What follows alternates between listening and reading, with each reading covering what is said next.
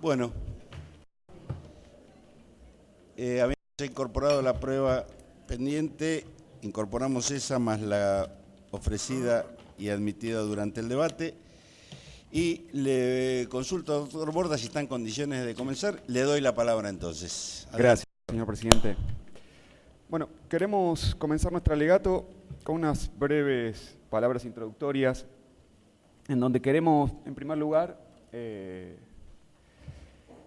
enfatizar que este caso es muy significativo para la Procuración Penitenciaria. Y este caso es muy significativo para nosotros, en primer lugar, porque es el primer caso de tortura seguida de muerte que llega a esta instancia que nosotros conocemos, en cárceles federales. En cárceles federales es el primer caso de tortura seguida de muerte que nosotros tenemos conciencia que llega a esta instancia. Tampoco han llegado mucho a esta instancia casos de tortura, digamos. Nosotros hemos participado en los últimos años de algunos juicios en donde se juzgaron y se condenaron casos de tortura, ninguno de tortura seguida de muerte, en los últimos años. Pero son pocos casos de tortura que han llegado a esta instancia. Y que sean pocos casos que se hayan juzgado y castigado penalmente no significa, quiero aclarar, que no se torture en las cárceles federales de nuestro país. Desde hace muchos años la Procuración Penitenciaria viene planteando que la práctica de la tortura en las cárceles federales de nuestro país es una práctica sistemática y generalizada. Decimos que es una práctica sistemática y generalizada, no porque exista ahora, en el contexto de gobiernos democráticos, un plan deliberado del gobierno para fomentar, digamos, estas prácticas aberrantes. Eso ocurría en otras épocas, por suerte superadas. Pero la tortura no desapareció. La tortura sigue siendo una práctica sistemática y generalizada porque no depende de la iniciativa individual de algún que otro funcionario perverso. En ese sentido decimos que es una práctica sistemática y generalizada. Es una práctica arraigada en la cultura y en la rutina de la fuerza penitenciaria. Esto lo explicó muy bien y seguramente mejor que yo la licenciada Alcira Daroqui al declarar ante ustedes, y está desarrollado y fundamentado en las investigaciones que como integrante de la Procuración Penitenciaria esa valiosa profesional desarrolló. Me refiero a la prueba que ha sido aceptada, la investigación titulada Cuerpos Castigados. Solo para mencionar los datos de esa investigación, el 64% para la época de estos hechos de los presos alojados en cárceles federales había sido víctima de torturas o malos tratos, 64%. Esa cifra en la unidad número 9 se elevaba al 70% para el año 2007. Para el año 2010, cuando la licenciada Daroqui con su equipo actualizó la información, ella les contó a ustedes que ese porcentaje se elevaba al 90%, arriba del 90% de los presos de la unidad número 9 que se entrevistaron denunciaron haber sido en los últimos meses víctimas de prácticas de tortura o malos tratos. Tiempo después, también el Comité contra la Tortura de Naciones Unidas, cuando evaluó la situación de Argentina de la tortura en nuestro país, señaló lo mismo que señala la Procuración Penitenciaria, que la tortura es una práctica extendida y generalizada en nuestro país. Lo hizo en el año 2004 y en el año 2017, en audiencias en las que también tuvimos el honor de participar. Y también, como lo destacó la licenciada Alcira Daroqui, en los últimos años, muchos fallos de tribunales importantes, como el Tribunal Oral Federal número 1 de La Plata, la Cámara Federal de La Plata, el Tribunal Federal de San Martín, reconocen esto, que en función de las investigaciones de la Procuración Penitenciaria, la Procuración Penitenciaria desde hace mucho tiempo viene sosteniendo que la tortura es una práctica sistemática y generalizada en las cárceles federales de nuestro país. Esto que, como contó la licenciada Daroqui, cuando la Procuración lo expuso por primera vez, lo hizo público, mereció algún cuestionamiento de algún organismo público, nos decían que exagerábamos, que eso no podía ser así. Por suerte ahora, incluso los tribunales federales también reconocen que esto es así. Porque, insisto, si no se dimensiona el problema, si no se entiende la magnitud del problema, es muy difícil pensar y desarrollar políticas públicas para resolverlo. Y también me parece interesante o importante resaltar que, como ustedes saben, la práctica de la tortura ha sido caracterizada por el derecho internacional como una grave violación a los derechos humanos. Esto, bueno, es la doctrina, por ejemplo, de la Corte Interamericana en diversos fallos que, por ejemplo, también incluyen fallos vinculados con la situación de nuestro país. Bueno Alves, Bayarri, entre otros que ustedes conocen. ¿Y cuál es la principal consecuencia de esta caracterización de la tortura, de la práctica de la tortura a nivel de la normativa internacional en materia de derechos humanos? También para simplificar, y estoy simplificando, permítanme, un tema complejo. Lo que quiero enfatizar es lo siguiente: la principal consecuencia, o una de las principales consecuencias, es que en esos casos, frente a esos casos, el Estado en el que se comete ese tipo de grave violación a los derechos humanos tiene una obligación calificada de investigar y juzgar.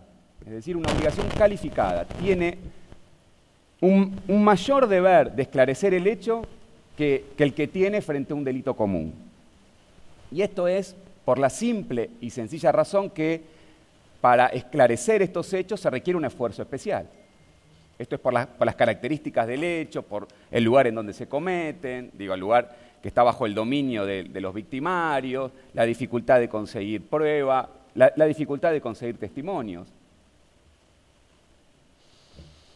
Entonces, solo se puede considerar que se ha cumplido con esa obligación en la medida que el Estado demuestre que actuó, que hizo este esfuerzo, que básicamente el estándar que conceptualiza esta cuestión es el estándar de la debida diligencia. El Estado tiene que probar que actuó con debida diligencia. Si no actuó con debida diligencia, el caso no se puede cerrar. Si se cierra, se considera impune. Eso implica, no se puede plantear la prescripción, no se puede plantear ninguna razón o normativa interna que obste a la búsqueda de la verdad y la sanción de los culpables. Esto no significa que la tortura cometida en democracia es imprescriptible.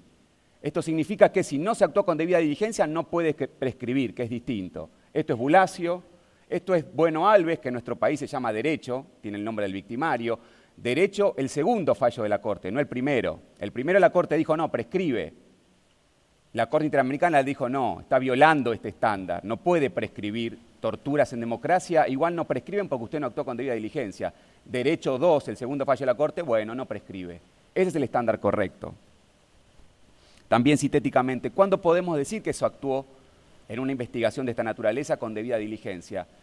Según la doctrina y la jurisprudencia internacional, también sintéticamente diríamos, cuando esa investigación se llevó a cabo de acuerdo a los estándares internacionales en materia de investigación de estos delitos. Por ejemplo, cuando se investigó en forma compatible con lo que dicen los protocolos de Estambul y de Minnesota. Cuestión nada menor para este caso.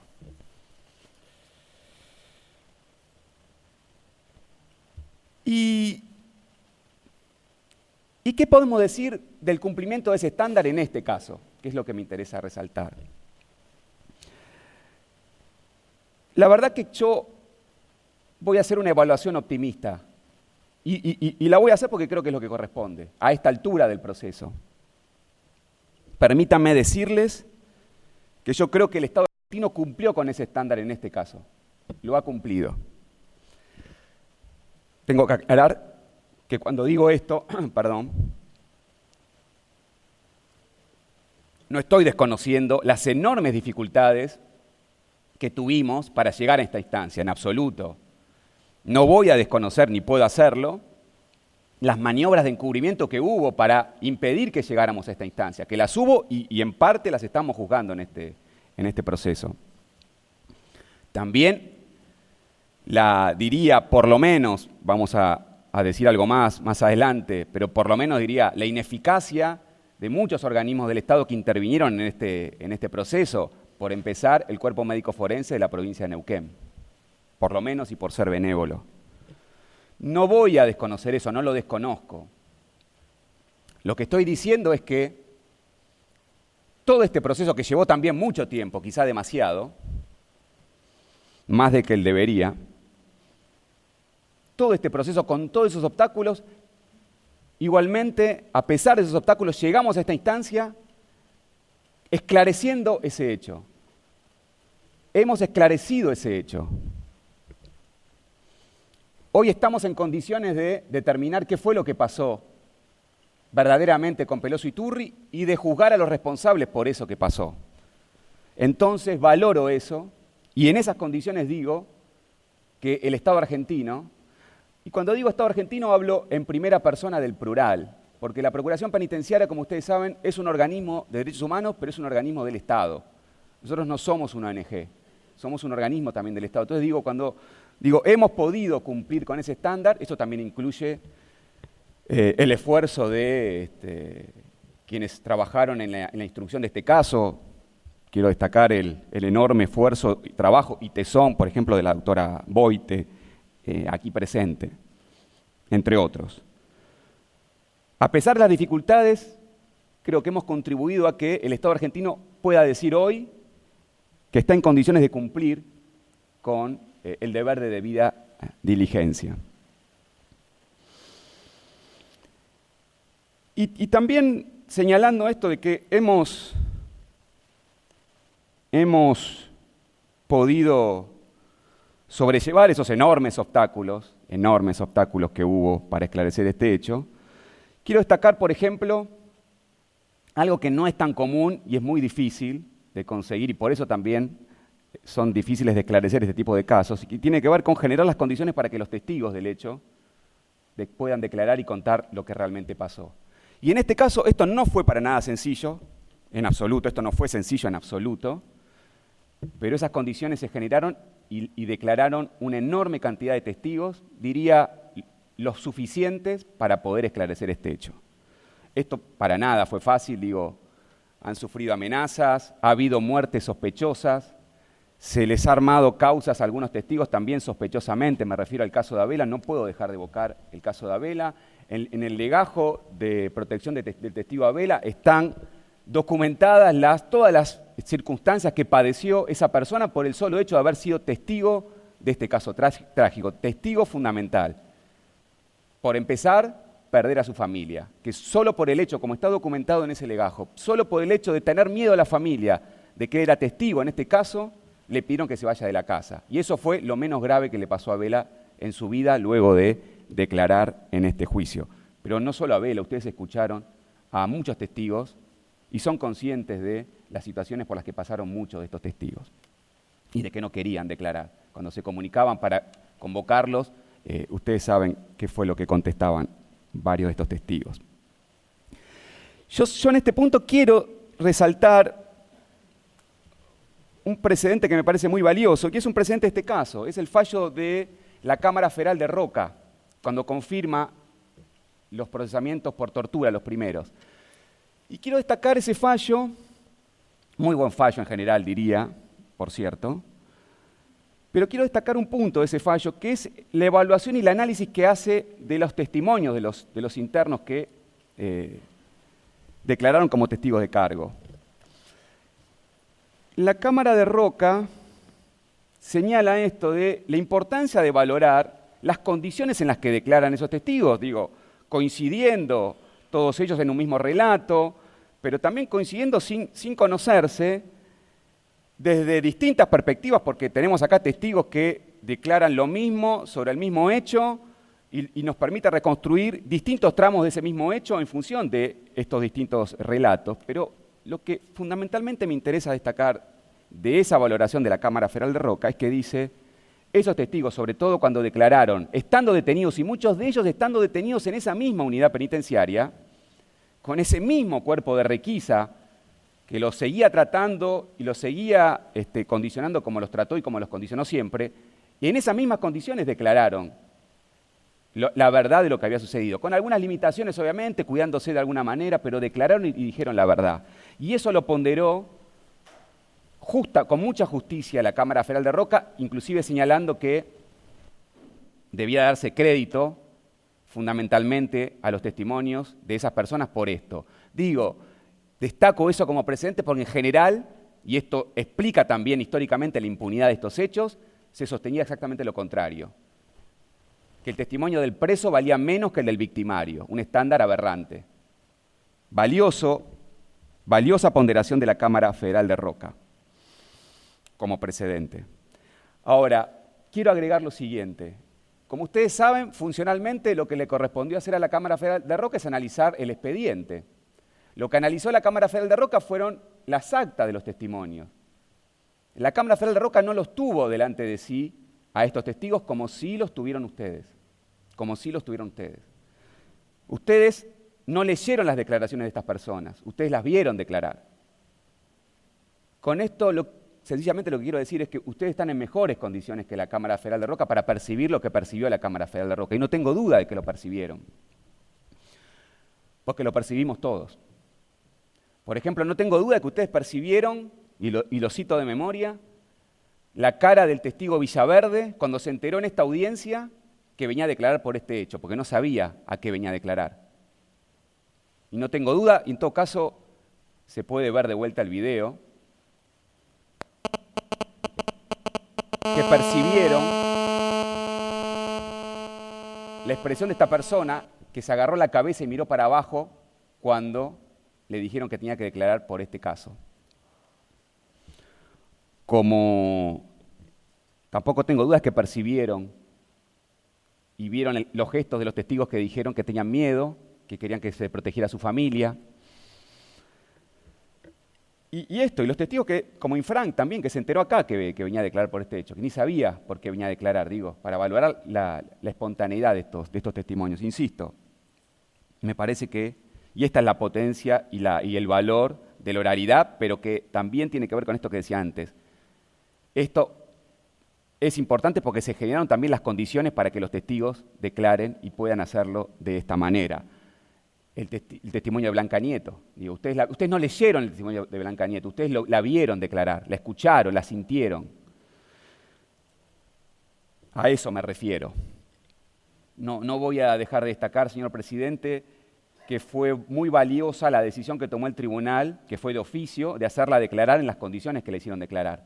Porque me parece que eso fue significativo para que ella primero decidiera venir y pudiera declarar, y lo hiciera de esa manera. La verdad que destaco esa decisión porque fue una decisión que tomaron de oficio y sin dudas eso contribuyó para que ella pudiera declarar y declarar, digamos, sobreponiéndose a la angustia que también fue perceptible para todos.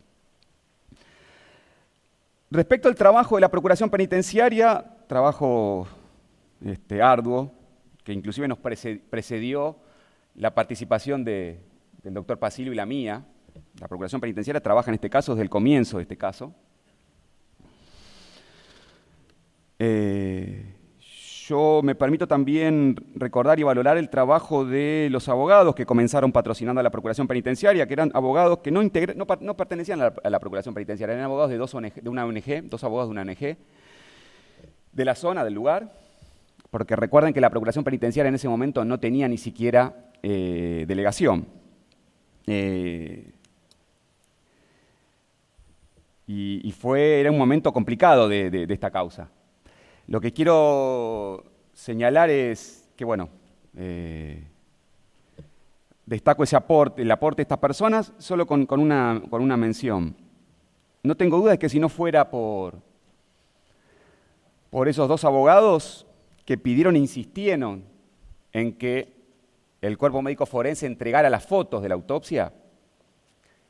Las fotos de la autopsia se solicitan al cuerpo médico forense a instancias de esos dos abogados que en ese momento patrocinaban a la Procuración Penitenciaria. Si ellos no hubieran insistido en que se remitieran la totalidad de las fotos, no tengo duda de que esas fotos hubieran corrido la misma suerte que las radiografías. Y sin duda hubiera sido muchísimo más difícil esclarecer este hecho.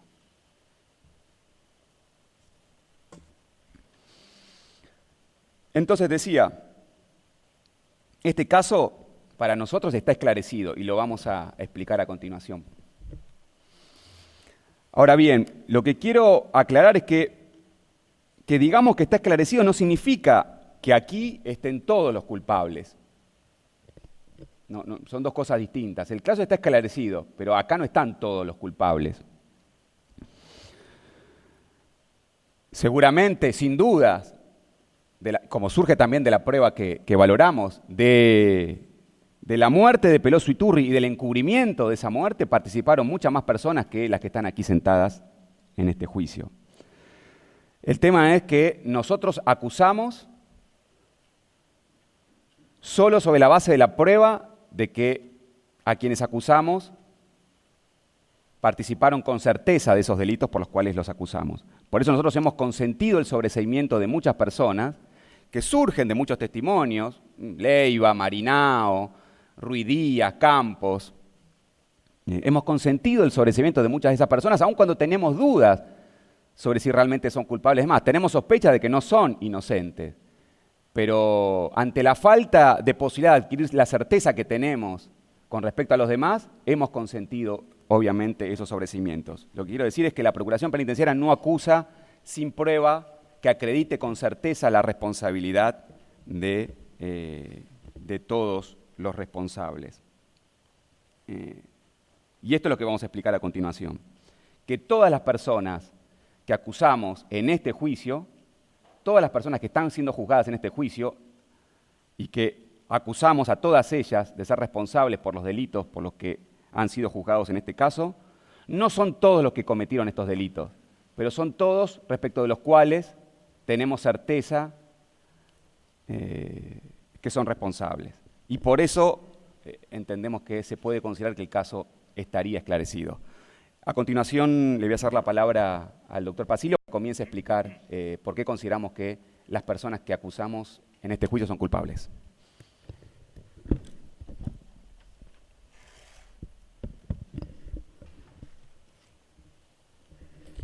Buenos días, señor presidente, señores jueces, a las partes y al público.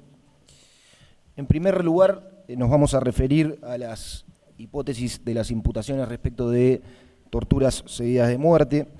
Yo voy a empezar con el relato respecto de la materialidad de los hechos y en particular voy a empezar con lo que fue el alojamiento anterior de Peloso, anterior a la unidad 9, el traslado y el alojamiento de Peloso en la unidad 9. Tal como refirió la Cámara Federal de General Roca, en este caso, no está controvertido que Peloso, al momento de los hechos investigados en esta causa, cumplía una condena de 24 años y 6 meses de prisión, estaba a disposición del Juzgado de Ejecución Penal de la Capital Federal número 1, a cargo del doctor Sergio Delgado. A fines de marzo de 2008, Peloso estaba alojado en el Complejo Penitenciario Federal 1 de Ezeiza. El día 30 de marzo de 2008, Peloso protagonizó una pelea con otros presos en el pabellón E del módulo de ingreso de ese complejo de Ezeiza y por eso recibió una sanción de 15 días de aislamiento, a cumplir desde esa misma fecha, 30 de marzo, hasta el día 14 de abril de 2008.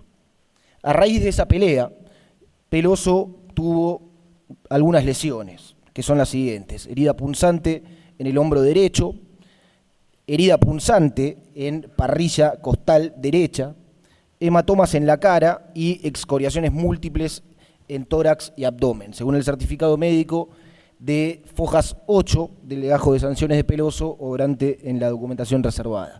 Tampoco existe discusión en punto a que Peloso fue trasladado desde Ezeiza a la unidad 9 de Neuquén el día 4 de abril del 2008 y que llegó a Neuquén el día siguiente, el día 5 de abril del 2008. El mismo día fue alojado en la celda 1 del pabellón 10. Los buzones, como hemos escuchado reiteradamente en los testimonios del juicio.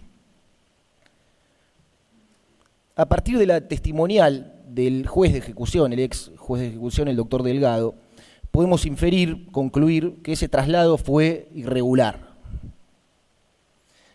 El ex juez dijo que no fue comunicado ni de la sanción que había recibido Peloso, ni del traslado, hasta después después de que le comunicaron el fallecimiento de Peloso. También recalcó que él no hubiese autorizado ese traslado porque, a su juicio, constituía una violación al principio ne bis in idem. Se trataba de dos sanciones, aislamiento y traslado, por un mismo hecho. Y quisiera aquí hacer un breve paréntesis antes de retomar el hilo cronológico del relato. El traslado fue efectivamente irregular, pero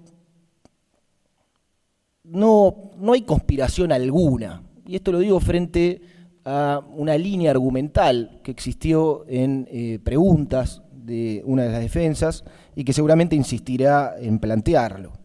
¿Por qué decimos que no hay conspiración? Bueno, en primer lugar porque no hay pruebas, no hay ninguna prueba. ¿Conspiración de quién?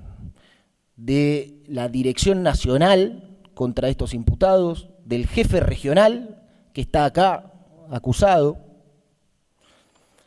¿De los directores de la unidad que también están acá acusados? ¿De los médicos que lo recibieron en esa oportunidad y ya lo habían recibido en oportunidades anteriores y no se opusieron en nada, inclusive el doctor Heredia? ¿Conspiración contra quién? ¿Conspiración por qué? ¿Dónde están las pruebas de todo esto? La realidad es que no están porque no existen. Segundo, decimos que no hay conspiración porque incluso si aceptáramos que ese traslado fue irregular, lo cierto es que las pruebas del caso demuestran que al margen de todo eso fueron estas personas, estos imputados, los que mataron a golpes a Peloso Iturri. Tercero, y sin perjuicio de lo anterior, decimos que no puede haber existido conspiración porque este tipo de traslados eran una práctica habitual, eran una práctica recurrente.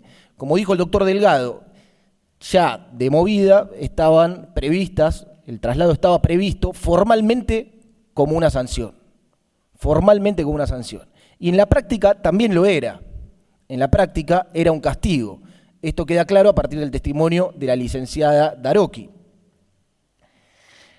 Daroqui refirió que era una práctica habitual el traslado de presos del área metropolitana de Buenos Aires para llevarlos a unidades a miles de kilómetros de distancia, justamente para desprotegerlos, para sustraerlos del contacto con sus jueces de ejecución, con sus defensorías, etc. Y agregamos otro aspecto en este punto. Peloso, antes de morir, les dijo a otros presos que tenía miedo de que lo mataran en la unidad 9. Miedo de que lo mataran, porque allí había penitenciarios que le tenían bronca por lo que los penitenciarios representaban como determinadas cuentas pendientes. Hablaron de su condición de testigo en otro caso de torturas ocurrido en Ezeiza, un caso en el que está imputado también el imputado Quintana. También hablaron de que le atribuían haber participado en una toma de rehenes en la unidad 9 del año 1996, entre otros motivos. Esto surge de los testimonios durante el juicio de Navarro Zambrano, Villaverde, Alzogaray Sisa, Infran y Díaz, y de los testimonios incorporados por lectura de Alesot González y Guedes. Todas estas pruebas refuerzan la idea de que el traslado, en particular, en especial en el caso de Peloso, era un castigo. Peloso tenía miedo de que lo mataran en la unidad y no estaba equivocado. Retomando ahora sí el hilo conductor del relato, el 4 de abril de 2008, a las 18:45 horas, cuando lo sacaron de Ezeiza, Peloso tenía lesiones. Eran las siguientes: eritema, lesión eritematosa en región lateral izquierda de tórax con ampollas, hematoma en tobillo derecho y en cara interna de rodilla derecha, excoriación con costra en región inframamilar derecha, conforme certificado de Fojas 46 de la historia clínica obrante la documentación reservada.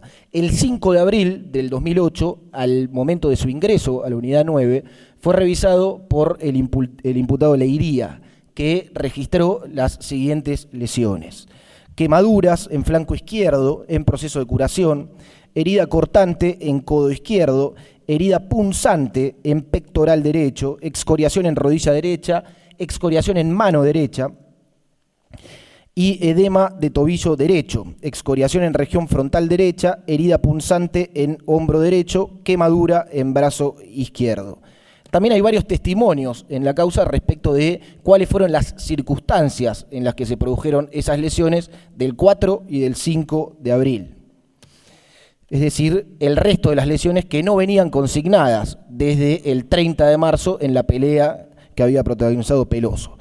Solís, Alzogaray Sisa, Galarza, Arica Mendoza, Alesot González dijeron que pudieron advertir que Peloso, estando ya en el pabellón 10, estaba lesionado. Peloso les refirió que había sido golpeado en Ezeiza, en el traslado y luego en la práctica denominada, conocida vulgarmente como bienvenida, en la unidad 9. Ahora bien, queremos recalcar que las lesiones de estos días, 30 de marzo, 4 de abril, 5 de abril, son claramente distinguibles de las que Peloso tenía por las golpizas que sufrió el día de su muerte. ¿Qué lesiones son de días previos? Muy simplemente las que al momento de la autopsia practicada el día 9 de abril del 2008 estaban costrosas o con algún otro fenómeno de reparación. Los doctores Cohen y Ravioli fueron muy claros al respecto. Costra implica antigüedad porque implica reparación. ¿Cuáles eran? Las quemaduras en el lado izquierdo del tórax y en el brazo izquierdo, la herida punzante en el lado derecho del tórax y en el hombro derecho, las excoriaciones en la rodilla derecha y en la mano derecha. De hecho, quiero puntualizar respecto de una de estas lesiones, que es el caso de la herida punzante en el lado derecho del tórax. Incluso el certificado del 4 de abril, labrado en la cárcel de Ezeiza, ya consignaba que era una excoriación con costra. Es decir, ya estaba en proceso de reparación. Y esto es lógico, porque como se aprecia en el certificado médico que antes les refería, del 30 de marzo de 2008, esa herida le fue provocada en esa fecha, 9 días antes de su muerte. Volveremos sobre esto con más detalle cuando analicemos los hallazgos de la autopsia, porque lo consideramos un punto sumamente importante. Todas las demás lesiones documentadas en la autopsia y en los peritajes de Cohen, Ravioli y D'Addario, entre otros, son de reciente data. Cuando dijeron reciente data se referían a dentro de las 24 horas previas a la muerte, del día de la muerte. Existe otro dato coincidente con los anteriores y que permite arribar a la misma conclusión, que es que Peloso no sufrió ninguna lesión nueva entre el 5 de abril y el 8 de abril, cuando comenzaron los hechos que aquí estamos juzgando. Lo que prueba este extremo son los libros de enfermería y los libros de actas médicas y la explicación, el testimonio del enfermero Parra. Surge de ellos, de forma coincidente con, obviamente, los relatos de todos los presos y expresos en el debate, que en el pabellón del buzón de buzones, en el pabellón 10, se hacían regularmente los procedimientos denominados recuentos, mínimamente 2 veces por día, a la mañana y a la noche. Los recuentos los realizaba personal de requisa junto con personal médico, habitualmente los enfermeros. Iban al pabellón, desnudaban a cada uno de los presos que estaban ahí alojados y después los enfermeros volcaban en esos libros las lesiones que podían encontrar. Repito, en esas constancias surge que Peloso no tiene lesiones nuevas registradas entre el 5 de abril y el 8 de abril. Una pregunta que podría derivarse de esto es ¿por qué tomamos este dato de libros de novedades penitenciarios que sabemos por abundante prueba de este debate que habitualmente eran fraguados? La respuesta es simple. Ellos fraguaban los libros para beneficiarse.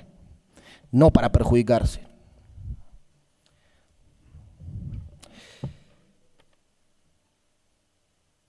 Con todo esto podemos identificar, y lo haremos a continuación, cuáles son las lesiones que presentaba Peloso y que forman parte de nuestra acusación.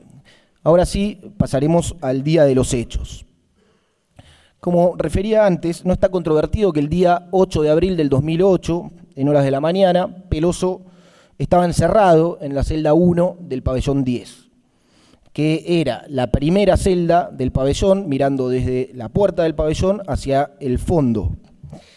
También existe consenso en punto a que ese día el acusado, Carlos Vergara, era el celador que prestaba funciones en el pabellón 10 y en el pabellón 11.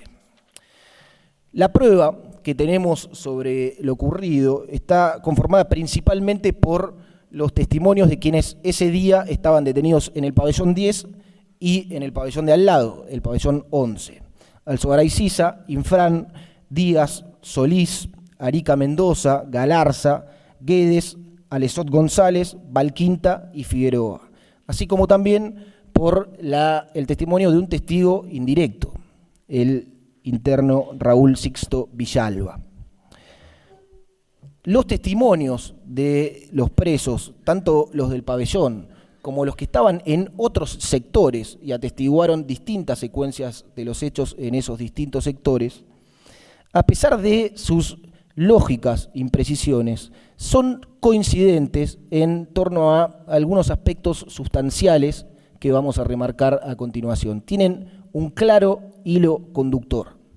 En primer lugar, Peloso, al momento de ser sacado del pabellón por sus verdugos, estaba bien de salud. ¿Por qué destacamos este dato? Porque contrasta y comprueba la falsedad, lo absurdo de la versión que han volcado los penitenciarios en esta causa. Figueroa dijo que en días previos lo había visto pasar a Peloso con una remera de Argentina cuando entró a Buzones, que lo vio bien, que siempre hacía gimnasia. Lo mismo dijo en el debate un agente penitenciario, Hugo Cabezas, dijo que siempre hacía gimnasia todo el tiempo. Alzogaray Sisa y Díaz lo vieron en días anteriores también, los dos sostuvieron que estaba asustado, tenía miedo de que lo maten. Alzogaray lo vio también junto con Infran el mismo día del hecho, estando de recreo. Alzogaray dijo, y cito textual, que no estaba nervioso, estaba coherente, no tenía espuma en la boca, no le salía sangre ni por la boca ni por la nariz y no tenía golpes en la cara. Lo mismo dijo Infran, quien añadió que estaba bien, que Peloso le hablaba de su familia porque le faltaba poco para salir. Peloso, al momento en que ingresaron sus verdugos a llevárselo, estaba conversando, era una persona atlética, fuerte, no estaba enfermo, no estaba drogado, no estaba convulsionando y no tenía ningún tipo de cuadro de excitación psicomotriz. En la acreditación de este punto, los testimonios de los presos sobre cómo lo vieron en los instantes previos debe analizarse conjuntamente con otros indicios, que nos lo da la historia clínica de Peloso obrante en la documentación reservada. En esa historia clínica, esto lo remarcó el doctor Ravioli en su testimonio, no hay un solo episodio de excitación psicomotriz. El único episodio de excitación psicomotriz, vaya casualidad, es el del día de su muerte. En esa historia clínica tampoco hay ningún antecedente de episodios convulsivos, no hay ningún estudio médico que haya comprobado que Peloso fuera epiléptico. Esto basta con la lectura del documento, pero también lo dijeron Cohen y Ravioli y lo admitió hasta el propio imputado Heredia en su indagatoria. Dicho sea de paso, contradiciendo al resto de los agentes de requisa que dijeron que lo habían visto convulsionando. Tampoco hay constancias en la historia clínica de que Peloso tuviese una psicopatología grave. Heredia dijo en su descargo que cuando lo vio a Peloso en una estadía anterior del interno en la unidad 9 en el año 2007, ya interpretó que estaba ante un interno psiquiátrico. Dijo que lo dejó asentado, que le prescribía carbamazepina y prometacina en atención a una prescripción anterior de un psiquiatra, el doctor De Pedro. Y fue porque De Pedro le había dado estos dos medicamentos, dijo Heredia, para evitar cuadros de excitación. Esto, confrontado con ese documento confeccionado por el doctor De Pedro y con el testimonio de Pedro, se demuestra que es falso. De Pedro, primero, no se acordaba de Peloso, no se acordaba de haber atendido a Peloso ni siquiera cuando le leímos este informe que él había confeccionado. De Pedro consignó en ese certificado que le impresionaba que Peloso tenía un trastorno disocial de la personalidad. Textualmente dijo De Pedro que eso es algo sumamente habitual en los presos, no tiene nada de anormal, lo cual también es deducible por sentido común. Una persona aislada de la sociedad con un trastorno disocial. Y por otra parte, De Pedro fue muy claro en cuanto a que le prescribió medicación a Peloso a fines del año 2006 para atenuar impulsividad, y no por ningún otro motivo, no porque fuera epiléptico, no porque tuviera psicopatologías graves, y tampoco para evitar una excitación psicomotriz, para atenuar impulsividad. En segundo lugar, otro de los aspectos sustanciales en los que son coincidentes todos los testimonios es que todos coincidieron en haber percibido un episodio sumamente violento de un grupo de agentes penitenciarios contra Peloso. Paso así a los hechos dentro del pabellón.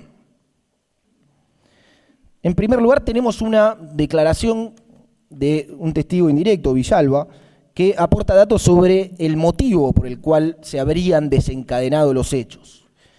Villalba refirió que lo que decían los imputados en esas conversaciones que él escuchaba era que Vergara ya tenía bronca con Peloso porque éste le insistía en hablar por teléfono, y que luego lo ocurrido puntualmente ese día fue que Vergara llamó al personal de requisa para sacar a Peloso porque lo encontró haciendo gimnasia, le ordenó que se pusiera a limpiar y Peloso lo escupió.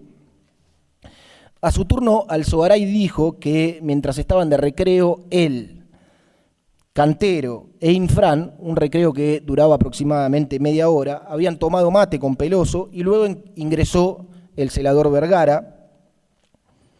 No recordaba él el nombre, pero lo tenemos acreditado por todo el resto de la prueba, y le ordenó que se reintegrara en su celda porque iban a venir a sacar a Peloso para llevarlo a la enfermería. Añadió Alzogaray Sisa que 5 minutos después ingresó la requisa.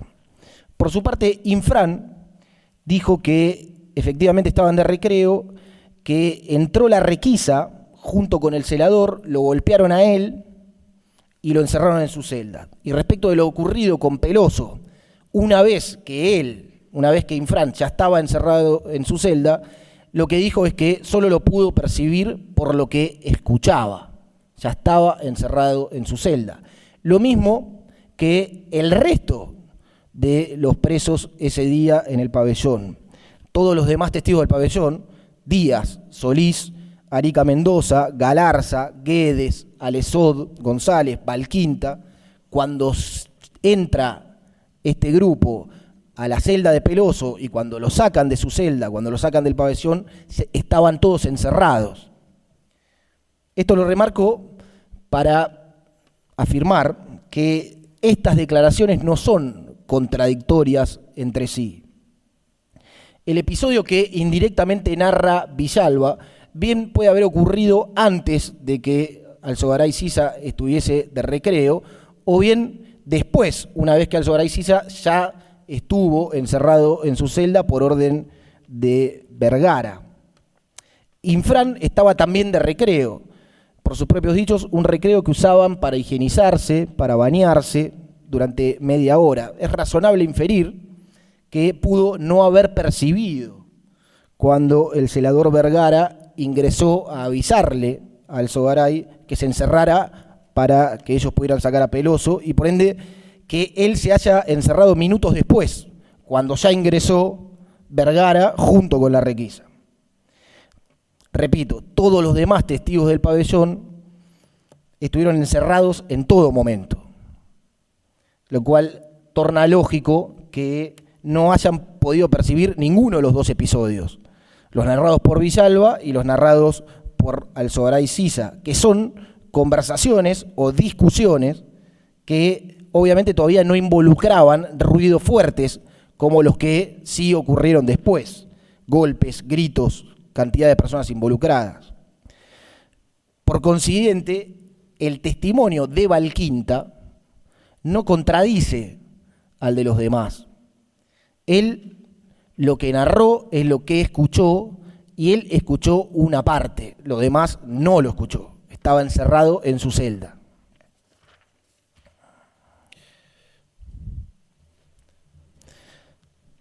Sigo en la secuencia con el ingreso de este grupo al que vengo haciendo referencia.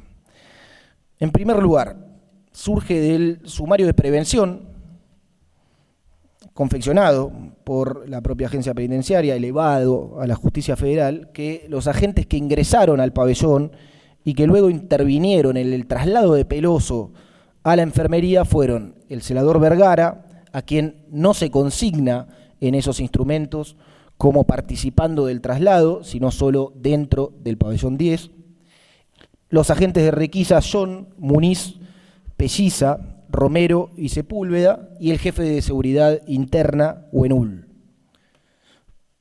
Por supuesto, el sumario de prevención contiene una versión falsa, absurda y disparatada sobre los hechos, que Peloso se golpeó solo, que estaba convulsionando. Todo esto está controvertido por toda la prueba de la causa. También tenemos pruebas por testimonios de que Huenul, el que suscribió y confeccionó el informe que encabeza ese sumario, lo armó tratando de no poner a los agentes que a él le parecía que estaban más comprometidos. En efecto, que estuvieran los antes nombrados no quiere decir que no haya otros que participaron de estas secuencias. De hecho, había otros que no aparecen en el sumario y esto refuerza ese testimonio, los testimonios que dan cuenta de que Huenul sacaba a los más comprometidos. En el sumario mínimamente no aparecen Retamal y Quintana.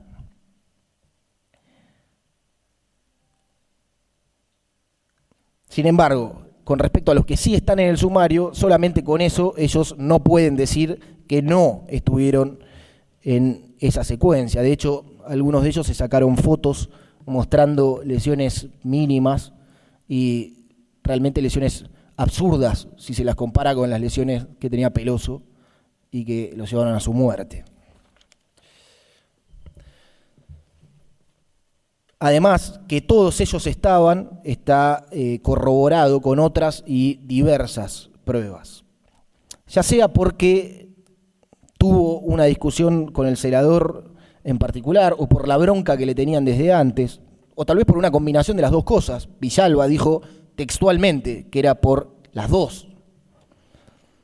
Lo relevante para la comprobación de estos hechos y las responsabilidades que de ellos emergen es que una vez que estuvieron todos los presos encerrados en sus celdas dentro del pabellón 10, se dirigieron al pabellón el celador Vergara, el jefe de seguridad interna Huenul, junto con un grupo de agentes de requisa, entre los que estaban John, Muniz, Pelliza, Romero, Retamal, Sepúlveda y Quintana. Más allá de que es factible que algunos de estos hayan ingresado antes y otros hayan llegado después, lo relevante es que todos estos agentes ingresaron a la celda de Peloso y lo sometieron a una golpiza ya en ese sector. En este sentido, del testimonio de Villalba se desprende que los que primero ingresaron a la celda fueron Vergara, John, Muniz y Retamal. Retamal le ordena a Peloso que se ponga contra la pared, Peloso se niega, le quieren poner las esposas, le empiezan a pegar entre todos. Dice Villalba que Retamal en un momento se logra soltar y acciona un silbato. Lo que genera ese accionar del silbato es que comience a venir toda la requisa, textual de Villalba. Para entender adecuadamente este punto, qué es lo que implica, hay que tomar otros elementos. Según los testigos, agentes penitenciarios, Cabezas y Guerrero, el sector T, que está arriba del pabellón 10, que divide el pabellón 7 del pabellón 8, entre otras dependencias, estaba, como refería antes, a pocos metros de la escalera por donde se bajaba y subía desde y hacia los pabellones 10 y 11, a pocos metros de la escalera hacia el subsuelo. Estos agentes penitenciarios dijeron que el sector T era el corazón o pulmón de la unidad, y era allí donde se agrupaba la requisa.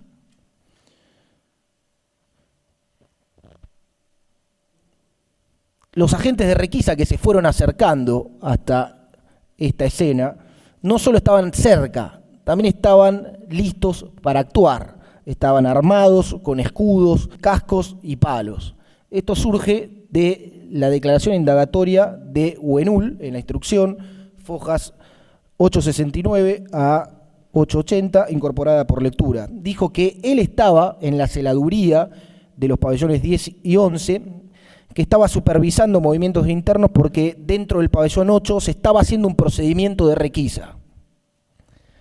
Y en un momento se acerca a Vergara y solicita apoyo de la requisa. Estos elementos permiten explicar la premura con la que este grupo de agentes de requisa y Huenul aparecieron en el pabellón 10. Repito, en el caso de Huenul, él mismo afirmó en su descargo que fue hasta la celda de Peloso, que supervisó el traslado de la enfermería y que estuvo dentro de la enfermería pasándole novedades por teléfono al director Ledesma. Esto tiene apoyatura, además, en el informe que encabeza el sumario y en el resto de las constancias del sumario de prevención, así como en las declaraciones indagatorias de Sosa y de Ledesma, la presencia de Huenul en toda esta secuencia. En torno a los demás agentes de requisa, ya sea porque estaban en el sector T o porque estaban en el pabellón 8, todos estaban a escasos metros del pabellón 10.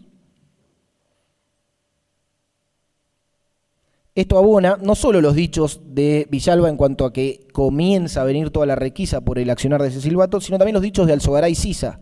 ¿Qué dijo Alzogaray? Que si bien entraron al pabellón entre 3 y 5 agentes, estaba toda la requisa en la puerta del pabellón. Y después ve desde una ventana del calabozo, que permite ver hacia la planta baja, como todos se llevaban a Peloso arrastrándolo como un animal. Antes de seguir en la secuencia, quisiera puntualizar en algunos de los imputados. Romero y Sepúlveda ya aparecen en escena en el pabellón yendo a buscar y a golpear a Peloso y fueron coautores de la paliza que le fueron propinando a la víctima hasta llegar a la enfermería. ¿Cómo sabemos esto? Porque aparecen primero en el sumario de prevención yendo hasta la celda y luego en los testimonios de Villalba, Abella y de los Santos como integrantes del grupo de agentes que pasaron primero por el pasillo central y terminaron con Peloso en la enfermería. Recalco, de los Santos dijo que Abella le comentó que vio como Romero, Sepúlveda y Muniz dentro de la enfermería le pegaban en la cabeza a Peloso con una tonfa. También está acreditado que José Walter Quintana, alias Caballo, y Javier Pelliza ingresaron al pabellón a buscar a Peloso. Esto surge en el caso de Quintana de los testimonios de Solís, Galarza y Figueroa. Estos dos últimos, Galarza y Figueroa, incluso lo identificaron en un reconocimiento fotográfico. En el caso de Pelliza se desprende el testimonio de Figueroa, quien afirmó que Pelliza y Caballo fueron dos de los agentes que sacaron a Peloso del pabellón. Al margen de estas precisiones, también existe certeza respecto de que participaron los dos de las torturas en el pasillo central y en la enfermería. Esto surge del análisis conjunto de los testimonios de Olea, Villalba, Escorza, Abella y Brit Esmerile. Entonces tenemos en escena a Vergara, a los agentes de Requisa, John, Muniz, Retamal, Romero, Sepúlveda, Quintana y Pelliza, y al jefe de seguridad interna, Huenul. ¿Qué sucedió adentro de la celda? Y en las inmediaciones de la puerta del pabellón. Alzogaray Sisa, que estaba, una vez que Vergara le ordenó encerrarse, estaba en la celda de al lado, dijo, y cito textual: vio cómo se lo llevan, quilombo de puerta, de golpes, de gritos, palazos, portazos, apretamientos con los escudos. Como cuando van a hacer un allanamiento, todo ese griterío fue lo que se escuchó. Peloso gritaba: pará, no me pegues. Esto tiene correspondencia, estos gritos, con los descritos en los testimonios incorporados por lectura de Guedes. Guedes dijo no, que Peloso gritaba no, pará, y Galarza, que dijo: paren, me van a matar. Infran, también encerrado en la celda de al lado, dijo que Peloso gritaba como un animal, que escuchó como un grito, como un llanto. Esto hace correspondencia también con el testimonio de Valquinta, que dijo que lo que él percibió, lo que él escuchó fueron gritos de terror. Figueroa, que estaba en el pabellón de al lado, en el pabellón 11, dijo que lo que primero escuchó fue el ruido de la puerta, de la escalera, que sintió que entraron en una discusión, como una revolcada, como que alguien golpeó contra la pared. Esto, los ruidos de una persona golpeada contra la pared, también los relataron Guedes y Díaz. Este último, Díaz, agregó que a Peloso lo estaban como ahogando, como estrangulando. Esto no solo se corresponde con el testimonio incorporado por lectura de Maximiliano Solís, que dijo a fojas 83 y 84, lo que escuchó le pareció como que lo estaban apretando la garganta, sino que también tiene respaldo en los informes periciales de los doctores Cohen, Ravioli y D'Addario. La doctora D'Addario y también los otros dos, Cohen y Ravioli, detectaron un perfil asfíctico en el cerebro y en los pulmones. Dijeron que pudo deberse que pudo haberse generado por compresión tanto en el cuello como en la parte torácica, o por ambas. Volveremos sobre esto al entrar en el análisis de la prueba médica, pero aclaramos desde aquí que este ni siquiera fue el único episodio. El relatado por los presos del pabellón, ni siquiera fue el único episodio que se puede vincular con esa asfixia detectada por los médicos. Puede advertirse claramente por los testimonios de los presos del pabellón que existen coincidencias sustanciales entre ellos. Respecto del tipo de agresiones que Peloso estaba sufriendo, golpes, palazos, golpes contra la pared, estrangulamiento, y también respecto de su entidad. Ya en ese momento, dentro del pabellón, eran agresiones idóneas para producirle la muerte. La víctima se lo representaba de esa manera. Gritaba suplicando que no lo mataran. Gritaba como un animal, dijeron los testigos. Y cabe deducir también que incluso los otros presos se lo representaban de esa manera, se lo representaban como algo que excedía los habituales umbrales de violencia que ellos tienen bastante naturalizados y que consideran normales. Por eso el recuerdo que tuvieron de estos extremos en particular. Todos estos relatos sobre el tipo y sobre la entidad de las agresiones que recibió Peloso, además, se ven replicados en los testimonios de otras personas que estuvieron en el trayecto hasta la enfermería y en la enfermería. Los mismos relatos en el pabellón, en el trayecto y en la enfermería se ven replicados, reproducidos. Me gustaría ir remarcando dos aspectos respecto de esta continuidad. Primero, las torturas que recibió Peloso no tienen gravedades o intensidades distintas en los distintos momentos de la secuencia. Desde el momento inicial, en el proceso y en su culminación, estamos hablando de torturas hábiles para desencadenar la muerte. En todas las partes de la secuencia, con excepción de Vergara, los torturadores fueron siempre los mismos. Vergara, con la salvedad que antes hice, John, Muniz, Pelliza, Retamal, Romero, Sepúlveda y Quintana, como mínimo. En segundo lugar, esta continuidad, ese hilo conductor entre los relatos de internos que atestiguaron desde lugares completamente diferentes y su correlación con la prueba médica, es la que reviste a estos testimonios de una credibilidad incontrastable. Ya pasando entonces al trayecto desde el pabellón hasta la enfermería. El primer testimonio que tenemos respecto a esta secuencia se da en la puerta del pabellón 10, todavía en el subsuelo. Juan Alfredo Olea relató que ese día lo estaban trasladando a la oficina de Pañol, que también está en el subsuelo, que cuando baja la escalera se encuentra con una escena de aproximadamente 6 agentes de requisa golpeando a Peloso a la salida del pabellón 10. Concretamente dijo que a Peloso lo tenían arrodillado contra la pared del pasillo del pabellón 10, que le estaban pegando. Peloso gritaba, forcejeaba para que no le peguen más, y en un momento logra ponerse de pie Peloso, y ante eso Quintana y otro agente más le pegan un palazo en la garganta. Dice Olea que Peloso gritó, me mataste, se cae al piso y luego Quintana se le sube encima con los 2 pies y gira con sus 2 borceguíes arriba del pecho de Peloso. Peloso queda inconsciente, desvanecido.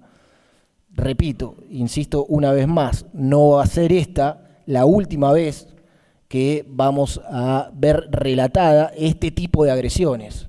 Los agentes penitenciarios subidos encima del cuerpo de Peloso. El número de agentes penitenciarios del que habló Olea, 6, es bastante cercano a los 9 que, según lo que venimos argumentando, ya estaban allí: Vergara, John, Muniz, Pelliza, Retamal, Romero, Sepúlveda, Quintana y Buenul.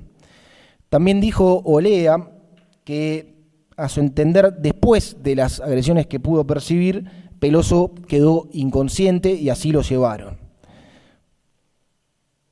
Si el número de agentes penitenciarios que relató Olea es cercano, pero no exacto al que venimos teniendo por acreditado, esto obedece a una razón muy nítida, que es la limitada percepción que tuvo Olea por la posición en la que estaba. Dijo que ni bien bajó de las escaleras y se encontraron con esta escena, los agentes de requisa que lo llevaban a él le ordenaron que se ponga mirando contra la pared, de modo que todo lo que vio lo pudo ver únicamente de reojo. Por otra parte, cabe recalcar que, de acuerdo con la prueba obtenida, tanto testimonial como médica, es posible inferir que Peloso, durante la extensa golpiza que recibió, perdió y recobró la conciencia en más de una oportunidad.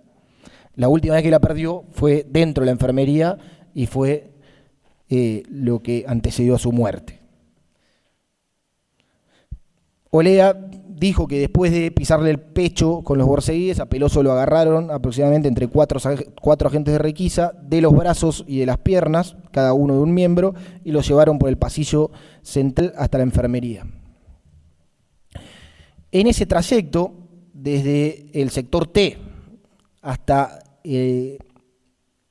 el ingreso a la enfermería, contamos también con otros testimonios. El testigo indirecto, Raúl Sixto Villalba, José Luis Suárez, su pareja en ese momento, Jimena Gallardo, y Alberto Escorza. Villalba dijo que en esas conversaciones que escuchó, Se mencionaba que si bien luego de que Retamal accionara el silbato en el pabellón 10 se acercó todo el cuerpo de requisa de turno hasta las inmediaciones del pabellón, fueron 3 agentes, Retamal, John y Muniz, los que sujetaron a Peloso desde el pabellón hacia el pasillo central. Agregó que cuando llegaron frente a una capilla ubicada en el pasillo central, se sumaron varios agentes más a pegarle a Peloso. Le pegaban entre todos y le saltaban encima, nuevamente, el mismo tipo de agresión que ya refirió Lea. La víctima se resistía y en un momento Caballo Quintana le tapa la nariz y le aprieta la zona de la tráquea en la técnica denominada vulgarmente flash tumbero, y así logran quebrar su resistencia. Según dijo Villalba, esta capilla estaba unos metros antes, yendo desde el pasillo central, desde la T hacia la zona de la puerta de ingreso a la cárcel. Estaba la capilla unos metros antes de la puerta del patio de visitas y la puerta del patio a la enfermería.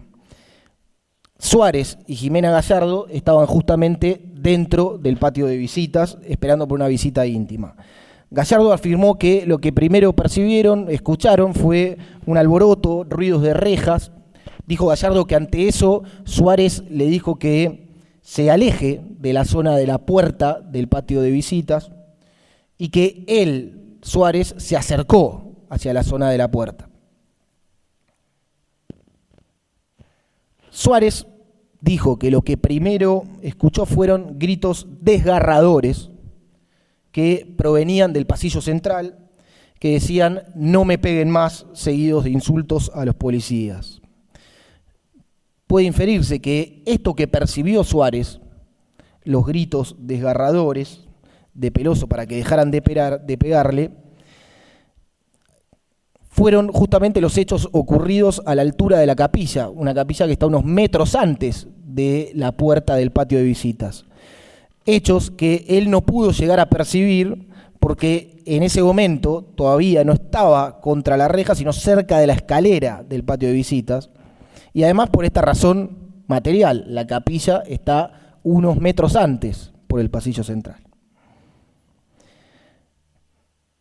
La verosimilitud de que Suárez haya escuchado esos gritos está corroborada por la inspección ocular de octubre del 2010, el acta de fojas 1180 a 1182, incorporada por lectura. Además, para confirmar la veracidad de los dichos de Suárez, tenemos de vuelta las coincidencias entre los relatos de detenidos que no tenían ningún contacto entre ellos, estaban en lugares totalmente distintos. En Buzones, Alzogaray, Guedes, Galarza dicen que Peloso gritaba pará, me van a matar. Infran dijo que gritaba con un animal. Valquinta dijo que escuchó gritos de terror. En el pasillo central, desde el patio de visitas, Suárez dijo que escuchó gritos desgarradores y que la persona gritaba "no me peguen más". Y no va a ser ni siquiera la última vez que nos encontremos con este dato, gritos desgarradores. Lo mismo dijo Escorza, ubicado también en otro lugar totalmente distinto.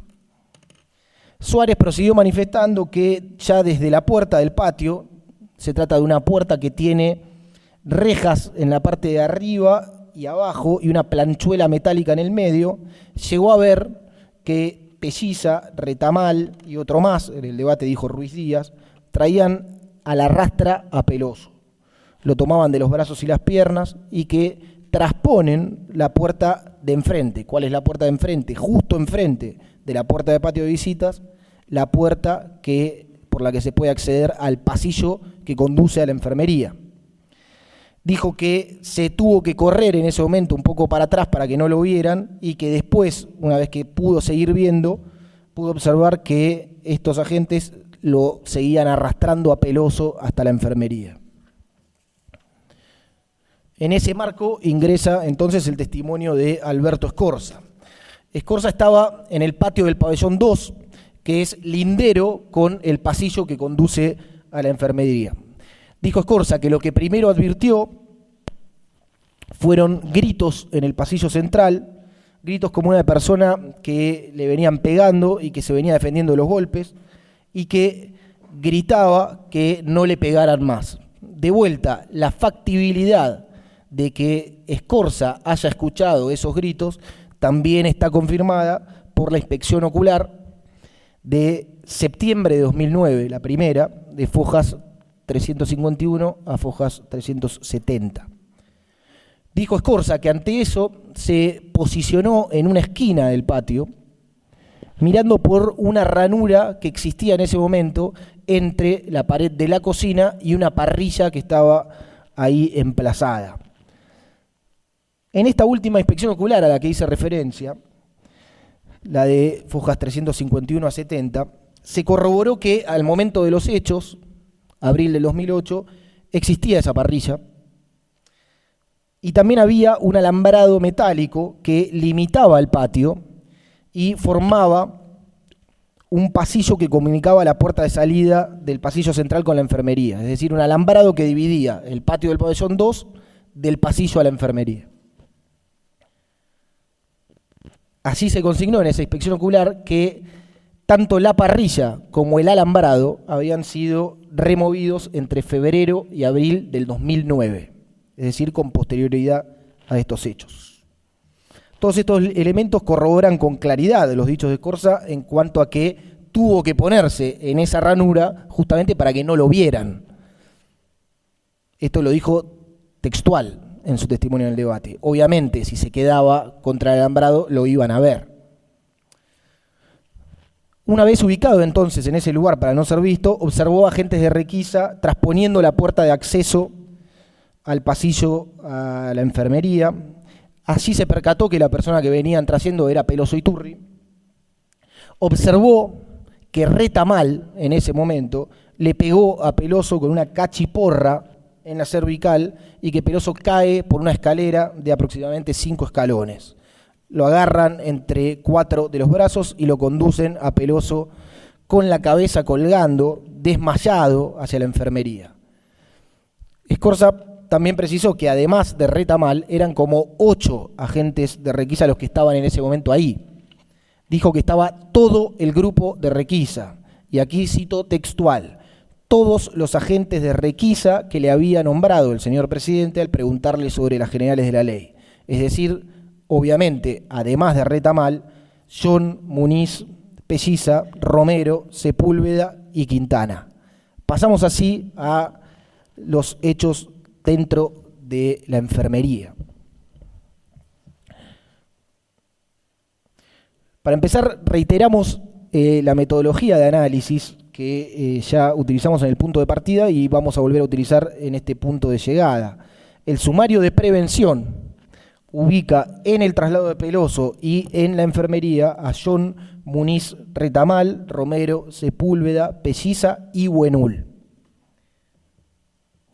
Tendremos por comprobada su participación en esta secuencia, no solo con eso, sino también obviamente con su correlación con otras pruebas, y tendremos presente también que el sumario de prevención estuvo dirigido por parte de Buenul, entre otros, a evadir la responsabilidad de otros agentes que también estuvieron.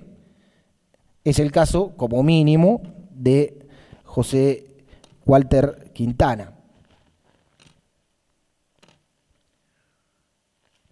Luis Oscar Abella prestó funciones como faginero dentro de la enfermería y estuvo allí al momento de los hechos, mientras estuvo también Peloso. Tenemos abundantes elementos de prueba que confirman estos extremos. ¿Cuáles son? Primero, declaraciones de testigos de distintas procedencias y de distintas características, de procedencias muy distintas. Internos del pabellón 10, Solís y Alzogaray Sisa, aunque no sabían el nombre de Abella. Internos del pabellón 2, donde estaba alojado Abella en ese momento, Villalba, Ferrada, De los Santos y Scorza. Internos que escucharon comentarios de que los hechos habían sido presenciados por un interno trabajando en la enfermería, como Villaverde, e incluso agentes penitenciarios. Diomedi, mecánico dental, el enfermero Pacheco y el enfermero Parra, en sus declaraciones incorporadas por lectura de fojas 126 y 1701. Abella dijo que estaba tomando mate con Diomedi y el enfermero Carrilao y que de repente ingresan al lugar Pelliza, Retamal, Muniz, Sepúlveda, John, Quintana y otro agente que no pudo identificar, con Peloso Iturri, que ya venía aparentemente golpeado. Entre todos, y estoy citando textual, lo reducen a Peloso, comienzan a pegarle patadas. La primera que recibe es en la zona de la barbilla. Peloso empezó a sangrar en la nariz y en su boca. Luego le seguían pegando patadas y palazos por todos lados. Se le tiraron encima del cuerpo y lo seguían golpeando. Esto coincide también con los testimonios de Solís y Alzogaray Sisa, que dijeron que Abella les comentó que en la enfermería lo habían ahogado a Peloso apretándolo con los escudos. En el mismo sentido, De los Santos dijo que Abella le refirió cómo le pisaban la cabeza, le apretaban el pecho con las rodillas, que Romero, Sepúlveda y Muniz le pegaban en la cabeza con una toma.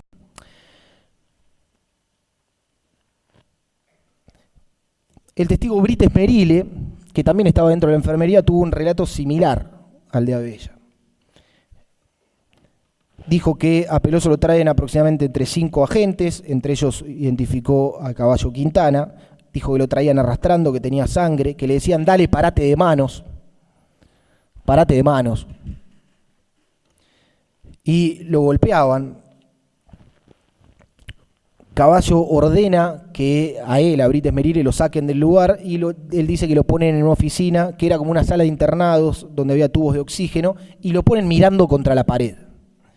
Igualmente escuchó gritos, escuchó cómo le pegaban a Peloso. Si bien primero refirió que no escuchó gritar a Peloso, esto después lo recordó mediante la lectura de su declaración escrita, que Peloso gritaba mientras lo arrastraban.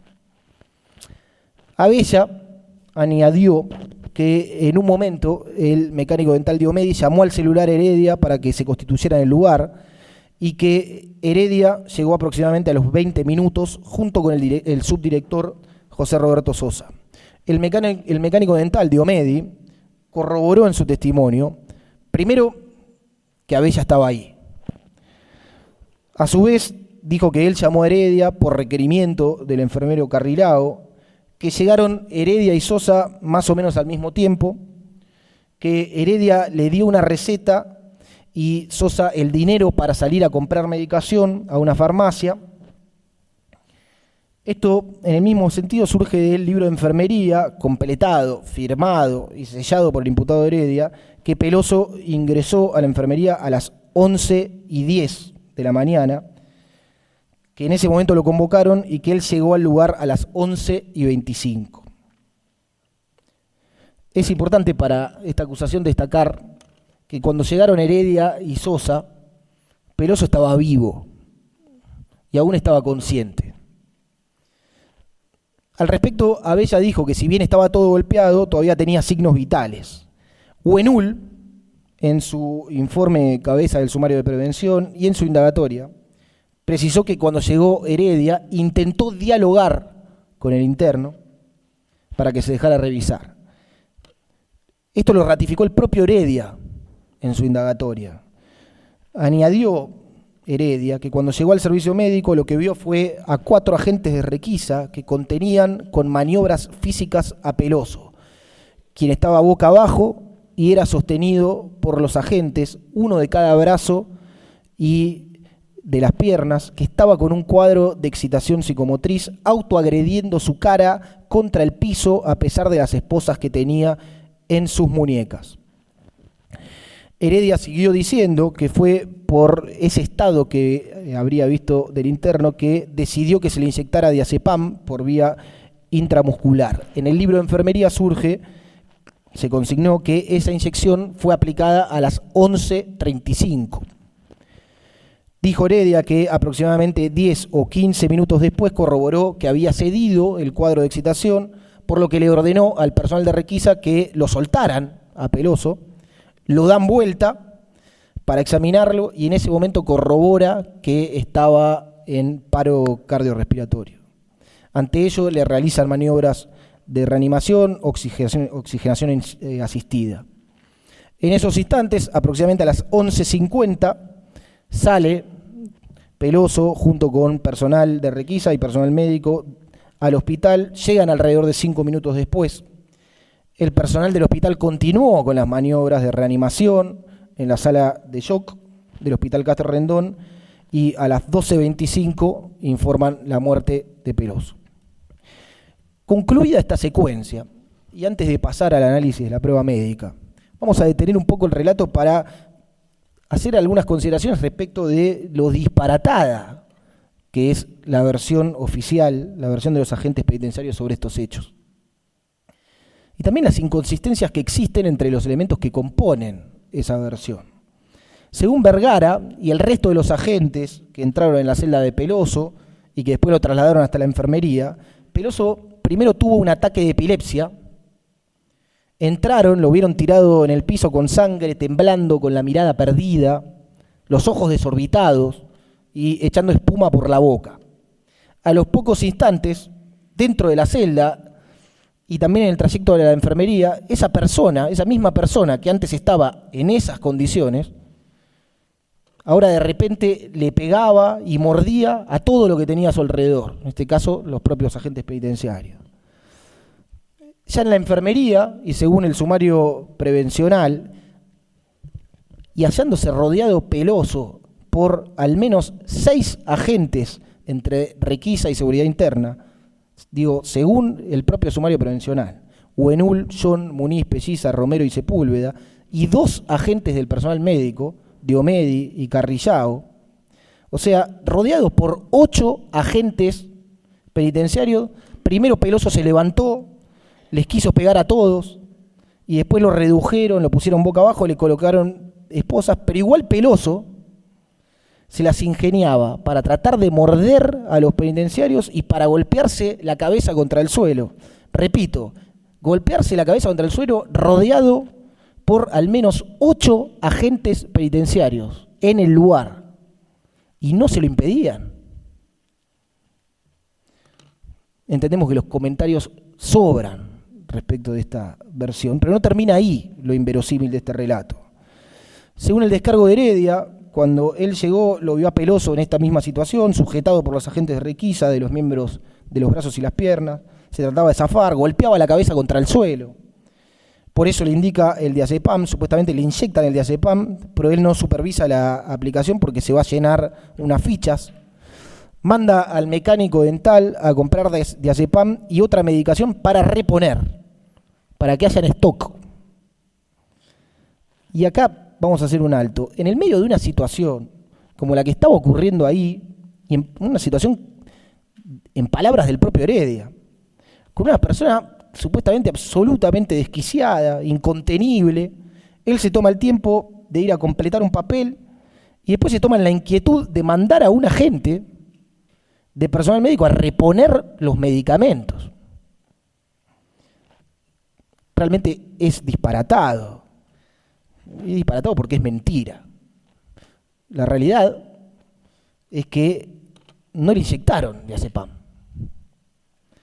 Que si mandaron a Diomedi a comprar medicación, a comprar el diazepam, es porque no tenían. Cuando llegó Diomedi, Peloso estaba muerto y camino al hospital. Tal como dijo en este caso la Cámara Federal de General Roca, en el fallo que hemos venido haciendo referencia, el diazepam fue el ardid utilizado por los penitenciarios en la versión oficial para enmascarar lo que realmente ocurrió. ¿Qué es lo que realmente ocurrió? Que a Peloso lo tranquilizaron a golpes. Y como no lo podían tranquilizar, lo golpearon hasta matarlo. Siguiendo con este relato oficial, dicen que al rato se calma Peloso, que estaba esposado boca abajo y supuestamente sujetado por la requisa, y que verifica que estaba en paro. Esto Heredia. Dijo que ni bien lo vio, le quedó claro que no se trataba de un episodio convulsivo, esto es, contradiciendo lo que habían dicho antes Vergara y los agentes de requisa, sino un episodio de excitación psicomotriz. Entonces, ahí pasamos de un Peloso supuestamente epiléptico, convulsionando, a Heredia diciendo que le quedó claro cuando lo vio y luego en la lectura de la historia clínica que Peloso nunca fue epiléptico. Pasamos así, sin escalas, a una excitación psicomotriz producida por un brote psicótico de un Peloso que bien puede ser psicótico o esquizofrénico. Parecen demasiados diagnósticos y muy disímiles entre sí, sobre todo para un interno que en vida, en su historia clínica, no tenía diagnosticada ninguna de esas patologías. Y por otra parte, quiero destacar otro aspecto relacionado con lo disparatado de este relato que tiene que ver con el tiempo. Si repasamos los horarios, Peloso entró a la enfermería a las 11:10. Heredia llegó a las 11:25. Lo inyectaron, supuestamente, a las 11:35, cuando, según Heredia, cede el cuadro de excitación psicomotriz y verifica que estaba Peloso en cardiorrespiratorio. Esto fue a las 11:50. Entonces, habría que concluir que no solo que entre alrededor de 10 agentes, los antes mencionados, más Heredia y Sosa, que ya habían llegado, no podían impedir que Peloso se golpeara la cabeza contra el suelo. No solo eso, entre 10 agentes no podían impedir eso, sino que además lo hizo durante 40 minutos. 40 minutos. Una persona rodeada por un grupo de al menos 10 penitenciarios golpeándose la cabeza contra el suelo durante 40 minutos.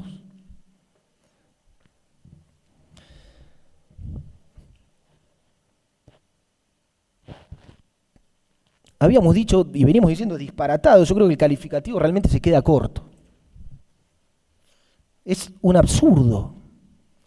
¿Qué plantean que hizo Peloso? ¿Se rompió la cabeza solo? ¿Se asfixió solo? La realidad es que no. Durante esos 40 minutos lo que hicieron fue, siguieron golpeándolo. Lo golpearon hasta la muerte. Vamos a seguir examinando las pruebas que confirman este dato.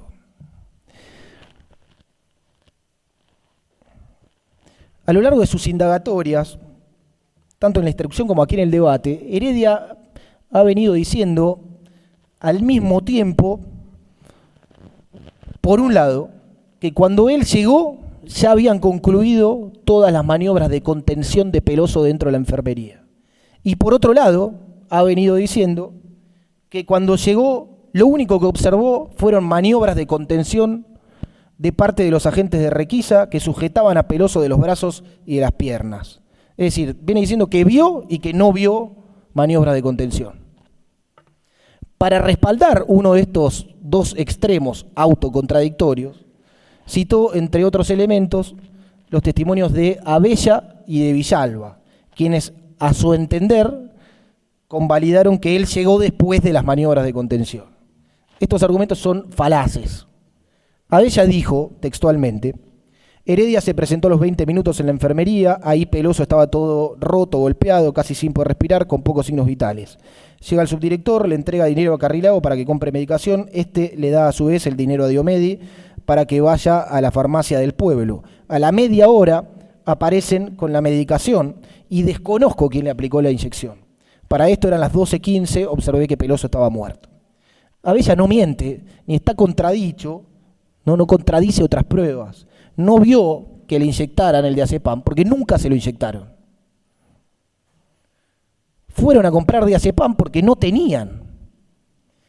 Es dable inferir esto a partir de la declaración de Abella, pero también por la desaparición de esa supuesta inyección que había sido secuestrada en el sumario de prevención, desapareció, y por supuesto por la inexistencia de diazepam en sangre, confirmada por el estudio toxicológico. Por otro lado, Villalba no dijo que Heredia no haya estado presente en la enfermería mientras golpeaban a Peloso, tal como él buscó plantear. Cito textual de Villalba. Buenul les preguntó entonces quiénes eran los que estaban ahí. y cuando le contestaron y enumeraron a todos los que estaban, Huenul dijo que bueno, que iba a ver quiénes podían zafar, ya que habían estado todos los presos mirando desde la reja cuando esto sucedía. Preguntado quiénes eran las personas que, según así se mencionó, habían participado del hecho, contestó que se mencionaban a todos los imputados que le fueron mencionados, al ser preguntado por las generales de la ley, con excepción de Ledesma, Sosa y Huenul, así como Heredia. Es claro de este fragmento, por esa referencia a los presos mirando los hechos desde la reja, que cuando dice que Heredia y los demás no estaban, se refiere al episodio que narró como ocurrido dentro de la capilla, no a los episodios dentro de la enfermería. ¿Y qué dijo Villalba sobre los episodios dentro de la enfermería? Y sobre Heredia. En la enfermería, que algunos de los que estaban ahí le seguían pegando a Peloso aún desvanecido, que en un momento Sepúlveda dijo que paren porque ya estaba muerto, es decir, que solo frenaron cuando murió. Solo dejaron de pegarle cuando murió. Esto coincide además con las apreciaciones de los doctores Cohen y Ravioli sobre una paliza continua de traumatismos múltiples. ¿Y qué dijo Villalba sobre Heredia? Que Leiría, Heredia y Carrilao todos saben lo que pasó. En conclusión, la inferencia correcta de la textualidad del testimonio de Villalba es que, a su entender, Heredia sabe que le seguían pegando a Peloso en la enfermería, incluso estando inconsciente. ¿Por qué lo sabe? Porque estaba ahí. Heredia estaba ahí. Dado que no hay discusión respecto de que Abella estaba en la enfermería, las defensas han insistido durante la instrucción en plantear que Abella no podría haber visto lo que pasaba con Peloso desde el lugar en el que estaba o en el que debía estar, el sector de mecánica dental. Frente a estos cuestionamientos cabe destacar, en primer lugar, que Abella no fue el único testigo que brindó testimonio respecto de una golpiza de agentes penitenciarios contra Peloso dentro de la enfermería. También lo hicieron Escorza y el testigo Brites Merile. Ya he hablado de Brites Merile. Escorza, en otro fragmento de su relato, dijo que desde el patio se escuchaba que en la enfermería Peloso, y aquí cito textual, profería gritos desesperados, gritos desgarrantes, como que lo estaban torturando, carneando, dijo que le dijo al enfermero Carrilao, lo están carneando.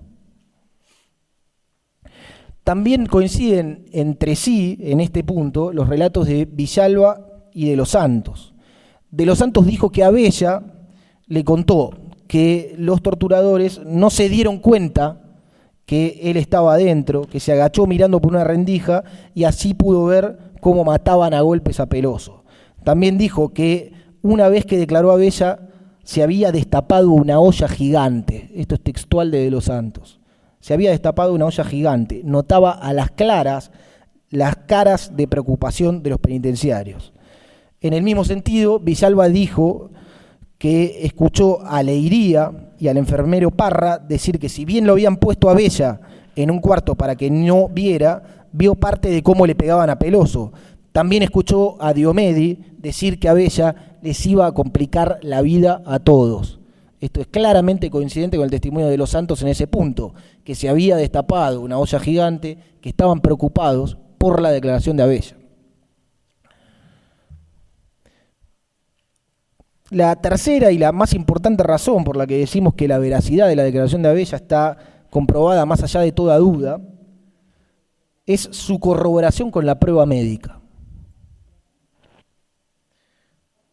Abella dijo que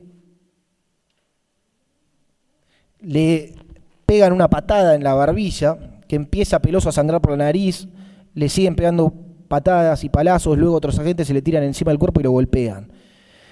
De Los Santos, repito, le dijo que Abella le comentó que le pisaban la cabeza, que Romero, Sepúlveda, Muniz le pegaban en la cabeza con una tonfa, que con la rodilla le apretaban el pecho.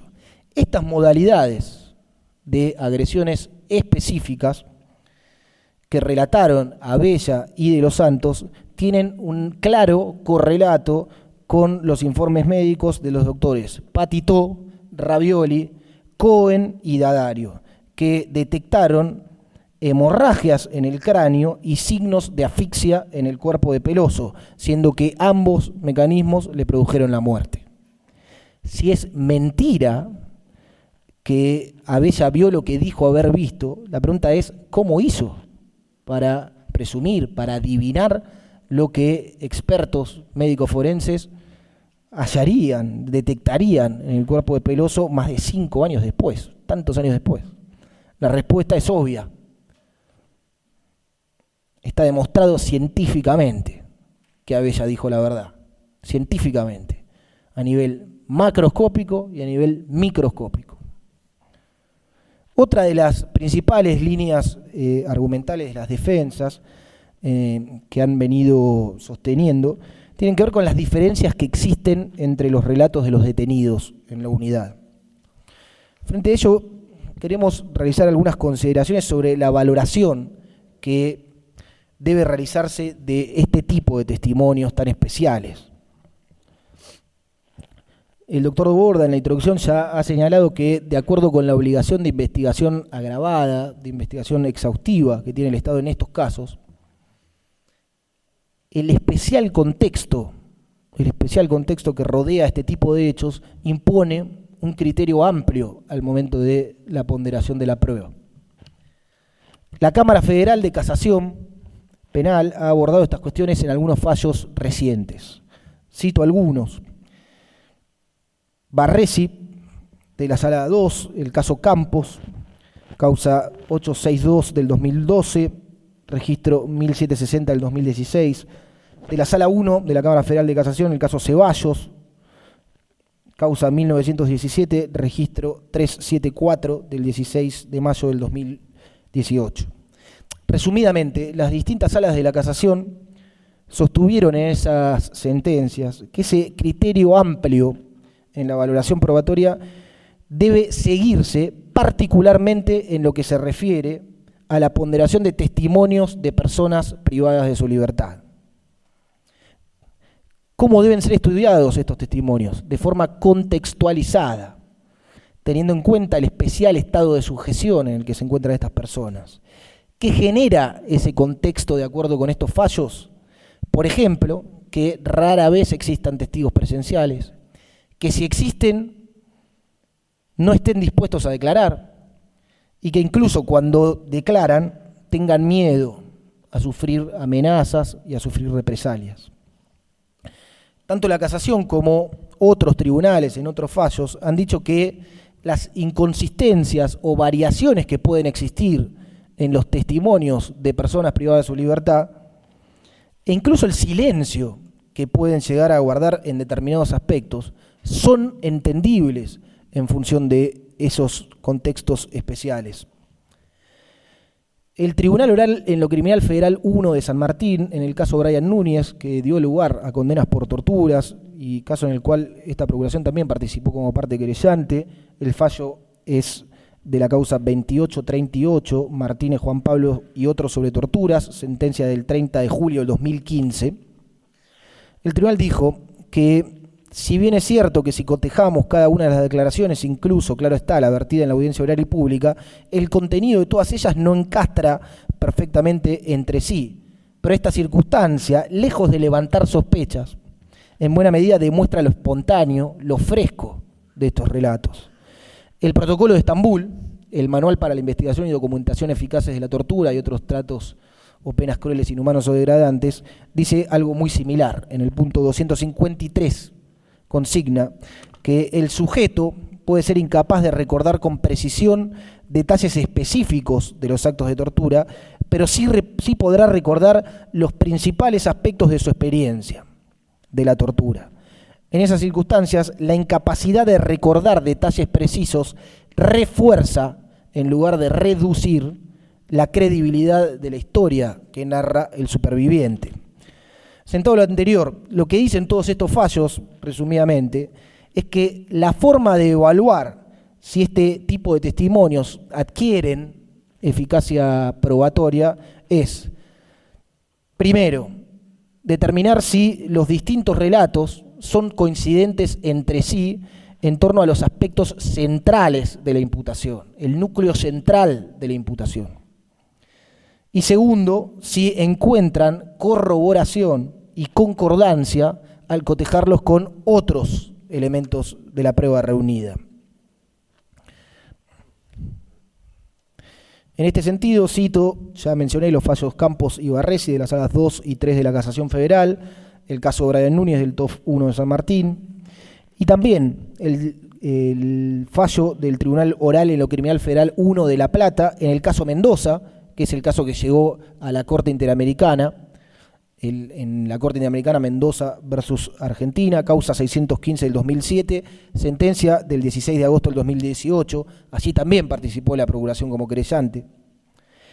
Y muy particularmente en este aspecto, la corroboración de testimonios de personas privadas de su libertad con otras pruebas, y en particular la prueba médica, el fallo en el caso Barros Cisneros, del Tribunal Oral en lo Criminal número 4 de San Martín, causa 3291, Gallego, Miguel Víctor y otros sobre torturas seguidas de muerte, sentencia del 8 de mayo del 2015. Todo esto ocurre en este caso. Existen, naturalmente, imprecisiones entre los relatos de detenidos y exdetenidos. Se trata, primero, de variaciones lógicas por el contexto en el que se producen.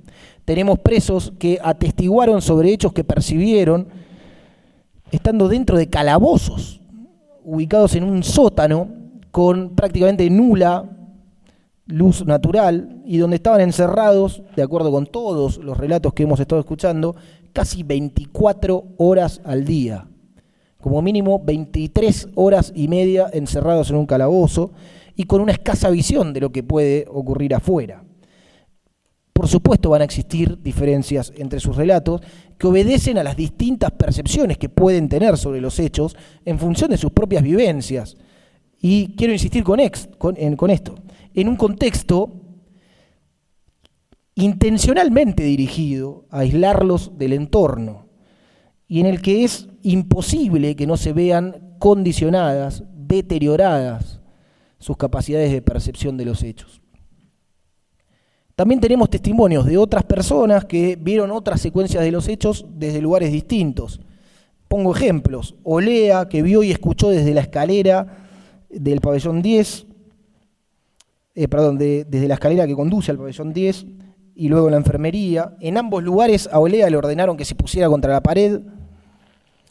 Suárez vio y escuchó desde la puerta del patio de visitas donde se corría a un costado para que no lo vieran. Escorza vio y escuchó desde una rendija donde se escondía para que no lo vieran. Abella y Brites Merile vieron y escucharon en el interior de la enfermería, pero desde distintos lugares, y Brites mirando a la pared por orden de los penitenciarios.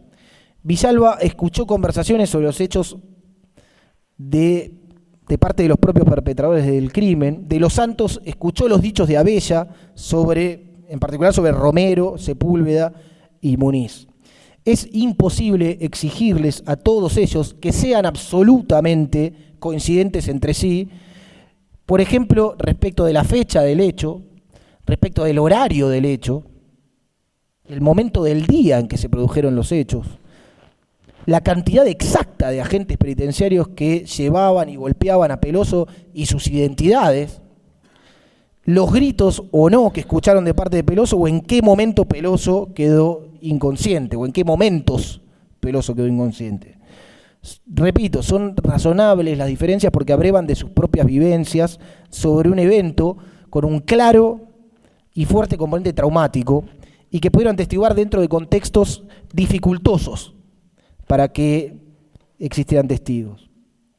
Algunos en celdas de aislamiento, a otros los hacían mirar contra la pared, otros se escondían para no ser vistos. Es más, como hemos referido en el protocolo de Estambul y en el fallo del Tribunal Oral Federal 1 de San Martín, esas variaciones, lejos de denotar mendacidad, muestran espontaneidad. Un relato mendaz es un relato como el que armaron aquí los agentes penitenciarios, que justamente porque lo armaron y lo concertaron previamente, después lo repiten casi automáticamente. Un relato espontáneo es un relato en el cual, lógicamente, van a existir variaciones mínimas. A ese elemento de los contextos que implican diferentes apreciaciones se le suman otros dos. Todos estos testigos no solo estaban presos cuando atestiguaron los hechos, algunos de ellos también estaban presos cuando vinieron a declarar en el debate y cuando declararon en la instrucción, naturalmente. Eso provoca un miedo que para nosotros es irrebatible, es ineludible y creemos que debe ser ineludible también para el tribunal. Se ha manifestado a las claras, como manifestaba el doctor Borda, particularmente en las declaraciones de Villaverde, de Figueroa y de Alzogaray Sisa. Me estoy quedando corto con la palabra miedo. Lo que manifestaron, lo que se vio acá es terror. Terror por declarar, terror por haber declarado. Pidieron protección para su vida, protección para sus familiares, en el caso de Figueroa. Y lógicamente la expresión más evidente de ese terror fue el testimonio de la agente penitenciaria, Blanca Nieto. Relató que por manifestarse en contra de los aquí imputados, lo que le habían hecho a Pelosi y Turri, comenzaron a dejarla fuera de las conversaciones, a cuidarse de hablar enfrente de ella, luego la despidieron de su trabajo. Eso le provocó un fuerte daño psicológico, un daño que incluso ha quedado en evidencia acá, en el debate, por el llanto de la testigo. Y por último, el último elemento a tener en cuenta al momento de la evaluación de esta prueba es, por supuesto, el tiempo transcurrido. Más de 10 años.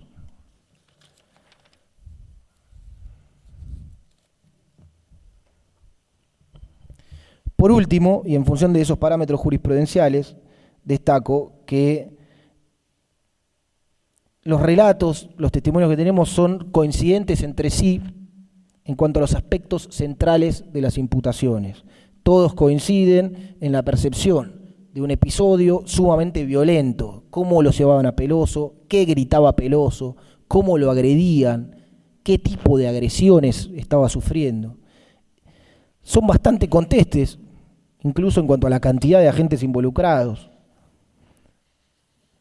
Y segundo, y principal, han tenido una clara corroboración con otras pruebas del caso, especialmente con la prueba médica. Es esa visión de conjunto la que permite tener por acreditados los hechos más allá de toda duda. Voy a pasar ahora al análisis de la prueba médica, si quieren. Y vamos a hacer un pequeño cuarto intermedio, doctor, ya que justamente cambia de tema. 15 minutos.